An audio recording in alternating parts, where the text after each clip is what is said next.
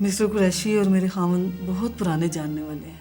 अच्छा, बाजी बहुत गुस्से में थी। क्या वो कभी इस घर से खुश नहीं जा सकती? क्या कहा तुमने उनसे? वो जो आकर मुझ पर चढ़ दौड़ी थी। अपनी जबान काबू में रखो, वो मेरी बड़ी बहन है। ये मेरा घर है, इस पर तनकीद की किसी को इजाजत नहीं दे सकती। ये मेरा भी घर है। बर्तन गंदे होंगे, घर गंदा होगा तो बाजी को गुस्सा आएगा ना। उनके घर में कौन सी रात की रानी महक रही होती है। अगर आइंदा तुमने मेरी बहन के लिए कोई गलत बात की ना तो अच्छा मैं चलती हूँ, मैं फिर कभी आ जाऊंगी। ये मेरी नंद जब भी हमारे घर में आती है ना कोई नया तमाशा खड़ा कर देती है। आप बैठिए ना। मैं फिर किसी वक्त आ जाऊंगी। मिस्टर कुरैशी और मेरे खामन बहुत पुराने जानने वाले हैं। अच्छा,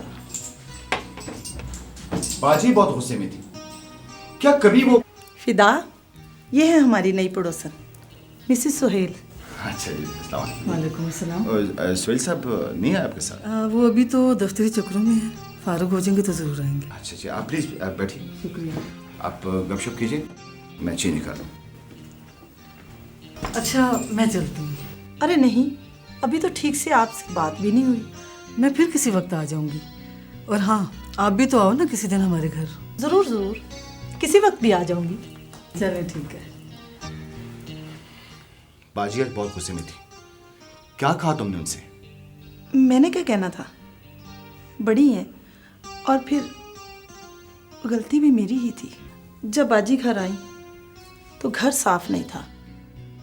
वजह ये थी कि सुबह से मेहमान पे मेहमान आ रहे हैं और मुझे घर की सफाई करने का मौका ही नहीं मिला। बस इतनी सी बात थी? माय गॉड, अब मैं समझा। आपने मुझे कभी बदतमीजी करते देखा है?